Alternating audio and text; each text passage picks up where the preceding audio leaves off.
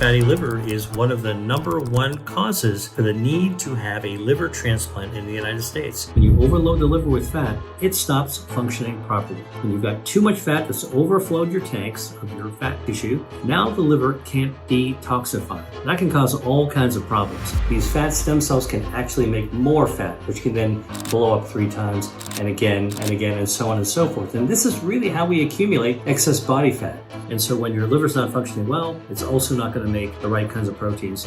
What kind of proteins? Well, like the proteins you need to clot your blood. And you could be a skinny person with a skinny tube, and you can still build extra body fat if you over-consume.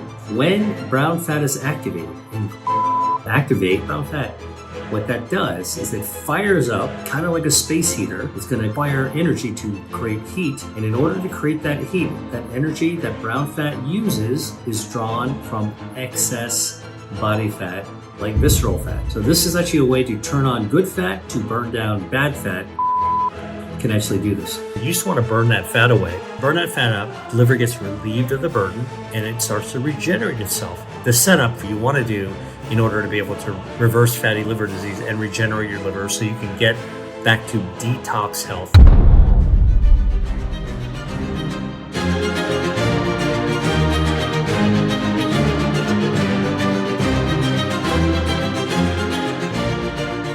Five steps that you want to take if you have fatty liver, not yet cirrhosis, and you want to kind of reverse the situation, right? Keep in mind, the most important thing you want to do is to unload your liver from excess body fat. You want to burn it off, all right? So here's a couple of things that you can do as first steps, right? These are things, I'm going to tell you things that you can do by yourself at home without the help of the medical system. So the first thing you want to do is extend your natural intermittent fasting window. What am I talking about? I'm talking about intermittent fasting is a period where your body starts to burn down body fat. So when does it actually happen naturally? It happens naturally at night when you're sleeping. When you're sleeping, you're not eating. When you're not eating, it's called fasting.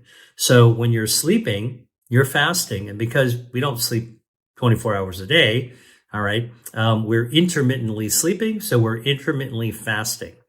Now, let me explain to you something very, very important. When you're not eating, when you're fasting at night, your body's burning down body fat. It'll burn it from the blood. It'll burn it from your fat cells. And if you have a fatty liver, while you're sleeping, good quality sleep, you'll actually start burning fat away from your liver as well. All right, you're taking those steps to reverse fatty liver disease. So what you want to do is you want to extend the period of fat burning time. Okay, and it's really easy to do this. Let me just explain to you something. All right, let's say that you sleep 8 hours a day. That's what we recommend because we know that 7 to 8 hours, 7 to 8 hours, you're getting the enough sleep in your body to be able to restore your gut microbiome. You're able to actually flush the toxins from your brain.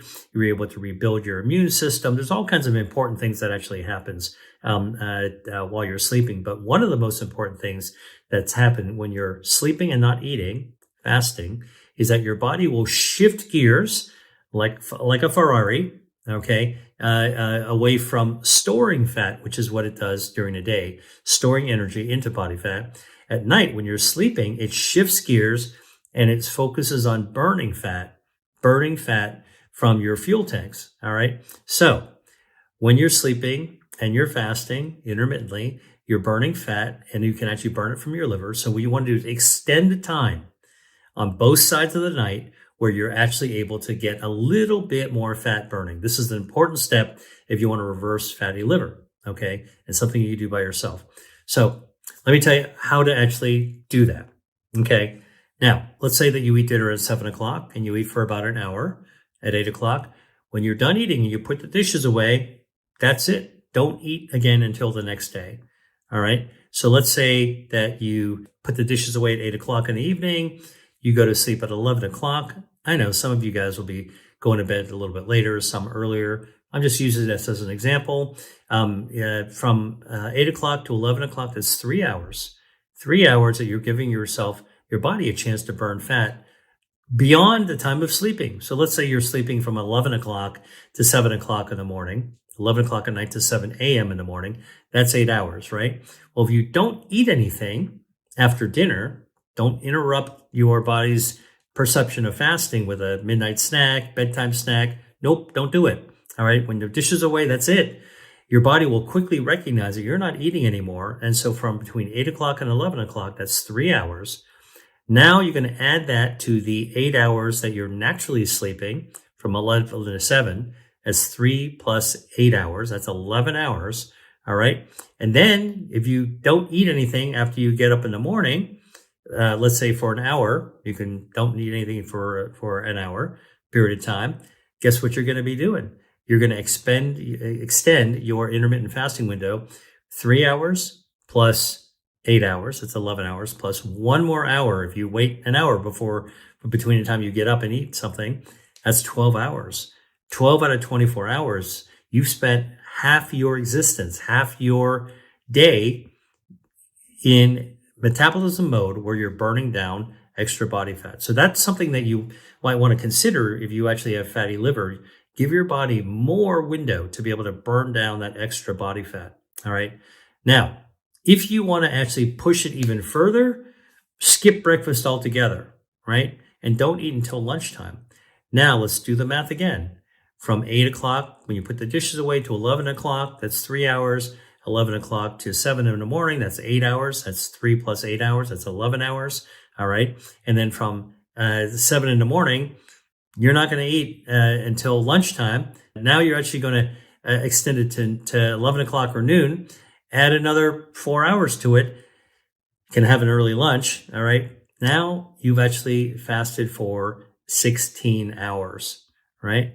And a lot of people skip breakfast. I skip breakfast pretty often. I can make it. You get a little hungry, but that's okay. If you just focus on something else, you'll power right through it. And then eat lunch. Eat lunch at 11 o'clock or 12 o'clock. And now you've actually given your body 16 hours of fasting, fat burning. Now, if you've got fatty liver, it might be worthwhile for you to try doing that at least a few times a week. All right, you will burn fat.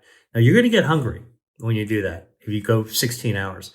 So what I got to tell you is that if you decide to go this route, to fast for 16 hours, take advantage of your evening time and then the shoulder time between before bedtime and then afterwards in the morning, don't overeat when you finally sit down to eat. All right, for lunch, you're going to be hungry. You're going to want to overeat. Do not overeat. Remember, fatty liver can result from overeating. Definitely don't want to keep making that fatty liver worse. So you got to have enough discipline that when you finally sit down to eat, you do not overeat. Here's what I say. Take only 50% of what you would normally load onto the plate. 50. All right. So you're not going to be eating a lot, and eat slowly, because when you eat slowly, you'll get this, you'll be able to savor the flavors and enjoy the food, but it'll actually give you time to allow your stomach to signal to your brain that you've got food there and it's time to slow down your appetite. So if you eat slowly and you don't eat too much, you'll actually taper off, and that way you won't overload your body and make the fatty liver problem even worse. All right. So that's my kind of like little pro tip for you on how to actually expand your fasting window, natural fasting window, to burn down harmful body fat. Now, and if you have fatty liver, take this really, really seriously. All right. How do you actually, get on your feet and exercise? Listen, if you're motivated to do it, go for it. Go by yourself. You can join a gym, join an exercise group, or maybe consider hiring a trainer to at least get you in the right direction and get a program going that you can actually stick with. All right. But hitting the gym, by the way, is not the only way to get exercise. All right. You should take the approach that any kind of physical activity, all right, as long as you make it activity, is really, really important. Anything that you do to stay in motion will actually help burn calories. What I like to tell people to do is, if you're not an exerciser and you've got fatty liver, hey, listen, take a brisk walk every single day, twice a day. All right. Do it once in the morning, walk for half an hour briskly. all right, where you're really getting your heart rate up. A little bit hard to actually have a whole conversation when you're walking in a brisk walk. Do it for 30 minutes. You're going to be burning down some of that extra harmful body fat. Brown fat is kind of special kind of fat in your body. It's good fat. It's not wiggly jiggly. It's not under your arms. It's not under your chin. It's not your muffin top. Brown fat is wafer thin and it's plastered around your neck, a little bit behind your breastbone, between your shoulder blades, a little bit in your belly. And when brown fat is activated, and green tea will activate, the EGCG will activate the brown fat, what that does is it fires up kind of like a space heater, all right? And when it fires up like a space heater, it's going to require energy to create heat. Thermogenesis is creating heat, all right? And in order to create that heat, that energy that brown fat uses is drawn from excess body fat, like visceral fat, all right? So this is actually a way to turn on good fat to burn down bad fat. And it's a way of actually lowering overall excess harmful body fat in your body. Green tea can actually do this. Another analogy that I often give for brown fat, what it does, thermogenesis. If you have a range in your kitchen, right, and a gas range, what do you do when you want to heat up a pot of water or cook some soup? Go to the range, you turn on the dial, and you go click, click, click, click, whoosh, right? That's what happens. Now you can put the pot on, you can boil it.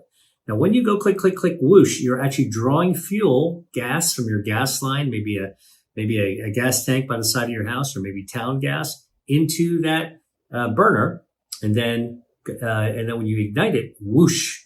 Now you got that flame. That's exactly like what brown fat actually does. And it's burning down the fuel from your excess white fat. Okay, that's bad fat. Good fat versus bad fat. Green tea can actually do that.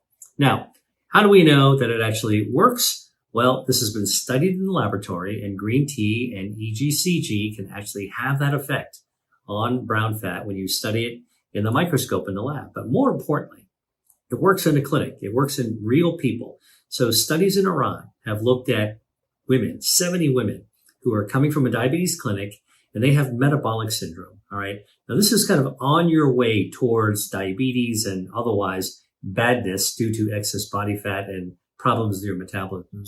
So, what are the signs you have metabolic syndrome? High blood pressure, high blood cholesterol, high lipids, high blood sugar, and a large waist circumference. Waist circumference is actually kind of a marker of how much body fat you actually have in a tube of your body, right? So everyone, whether you're a big person or a skinny person, your body and cross section is a tube, and there's fat that actually grows in the middle of there, right? So what happens when your visceral fat, that's the fat inside the viscera of your guts, what happens when that fat expands? It's going to stretch out your tube. Now, think about that if you had a belt, okay?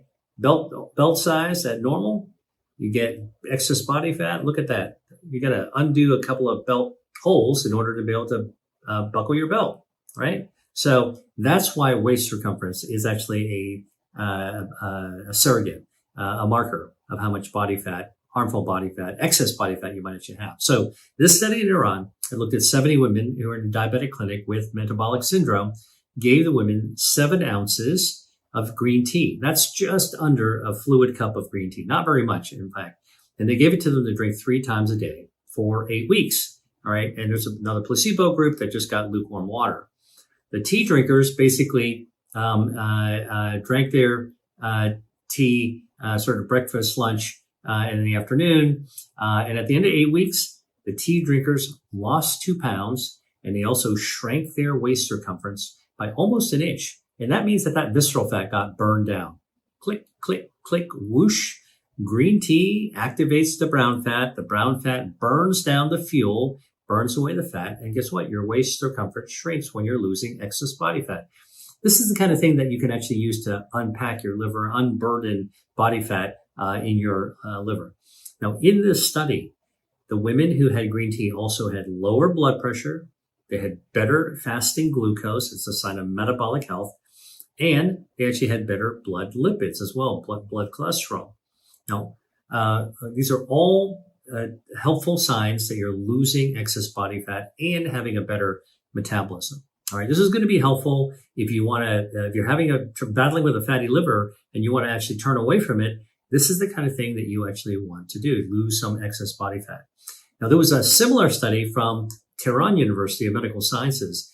They looked at 63 men and women, and these people, by the way, were between the ages of 35 and 65. So basically adults, okay, all the way up to, middle age, and they were overweight. And these people had type 2 diabetes. So they've had frank type 2 diabetes. And the study found that if you gave the people 4 cups of green tea per day over 2 months, okay, what happened is they lost 3 pounds of weight, okay, but they also lost almost 2 inches of their waist circumference. So they shrank like by 2 holes in their belt. Usually those belt holes are about 1 inch apart, right? So remember, the waist circumference is stretched by excess body fat and it shrinks. You get a tighter belt, actually, if you shrink and lose your visceral fat. And you could be a skinny person with a skinny tube and you can still build extra body fat if you over consume. So that skinny person that basically says, I can eat anything, and I'm looking great. I look great, but actually inside the tube of your body, you might actually still have excess body fat. Increased visceral fat, okay, which it comes from, in part, overconsumption of calories, is very dangerous because as this fat grows up, and in the viscera, it's kind of like a baseball glove wrapped around your organs. You know what happens? That fat becomes inflammatory because it outgrows its blood supply. Inflammatory fat leaks inflammation out. And why does it become inflamed? Outgrows its blood supply. Fat also needs to get blood supply. When it grows a lot, okay, there's a lot of fat, the blood vessels don't grow fast enough to keep up with it, and now the center of the fat becomes hypoxic, doesn't get enough oxygen, and anything that's hypoxic, including a tumor, so overgrown fat is kind of like a tumor, will become hypoxic in the center, and then inflammatory cells rush in, all right, and then the fat becomes inflammatory. Inflammatory visceral body fat has been tied to many chronic diseases, including over a dozen types of cancer. So you don't want this, all right? And by the way, we haven't even talked about overflowing the fat, but as you keep on going down this pathway that you don't want to be, keep going, keep pushing, keep eating, keep overloading the fuel, then eventually that you don't, even though you've loaded up your fat, you're making more fat, okay, and it's showing, and you feel it, and if you did a DEXA scan, you could measure it inside the tube of your body. DEXA scan is a special kind of scan that looks inside the tube of your body, all right? And you can see the kind of visceral fat there. Eventually, you've run out of storage space, right? What happens in your pantry when you actually have too many jars and cans, right? The cans are stacking on top of each other. They're going to start falling off and spilling onto the floor. That's exactly what happens when you overload your body fat, your adipose tissue, which is another way actually to talk about body fat mass. Adipose tissue overloaded with fuel, okay, from overconsumption will start to leak, all right? And this leak, all right, this lipid leak, so it's fat leak, gets into your bloodstream. You know where it goes? It goes right to your liver, and your liver will absorb it into its mass. Again, the foie gras, the duck, the goose, overstuffed with food, liver becomes fatty. That's not what you want, because not only do you actually have inflammatory, harmful body fat that sets you up from all kinds of chronic disease, but now your liver is overloaded with fat and can't do its job. Now remember, I told you the liver's job is to detoxify your body. So what do you think happens when the liver is packed with fat? It can't do its job, all right? It is so full of fat, it cannot properly detoxify your body. Now you're in trouble because anything, medications, toxins, regular metabolites are not going to get cleared out and processed by the liver in the way it actually should.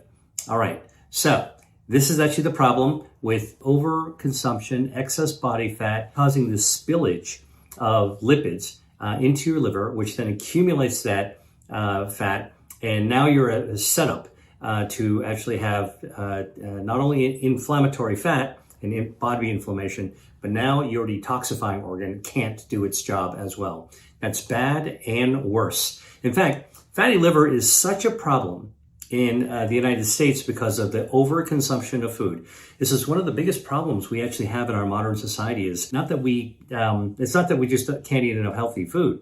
It's actually that we eat overall too much of anything. You can overeat healthy food and you actually have a similar problem. Okay, so this isn't just about junk food, ultra processed food, although that's a lot worse. Overconsumption of calories of any type can set you up for fatty liver disease. Beans, white beans, black beans, kidney beans, fava beans, lentils, garbanzo beans, chickpeas. These beans, also called legumes, are useful for fighting excess body fat. They've got really good dietary fiber. They feed your gut microbiome. And when your gut microbiome, healthy bacteria, are well fed, they actually ramp up your body's fat burning activity. All right. The other thing is that beans, of course, are good sources of protein. So you're getting the protein and burning the extra body fat. Okay. A study, in fact, have shown this in the clinic at the University of Toronto. The researchers actually recruited adults who were overweight, all right, 35 to 55 were their age, all right, so adult to midlife, and they gave them 5 cups of canned white beans, so the stuff you get in a grocery store in the middle aisle. Nothing fancy, nothing done to them. 5 cans every week to eat. So think about it, Monday, Tuesday, Wednesday, Thursday, Friday, take off the weekend as an example. And they did this for a month, all right? And they measured, they did body measurements at the beginning, after 1 week, and after 4 weeks, all right? And after 1 month of bean eating, that's 20 cups of beans, 5 times a week, all right, get the weekend off. That after 1 month, the bean eaters had a 1-inch reduction in their waist circumference. Let me explain that to you. Remember the tube of the body we're talking about? Visceral fat's here, right? So when you got lots of visceral fat, you're stretching out the tube, all right? And when you burn away visceral fat, what happens? The tube shrinks back to a smaller size.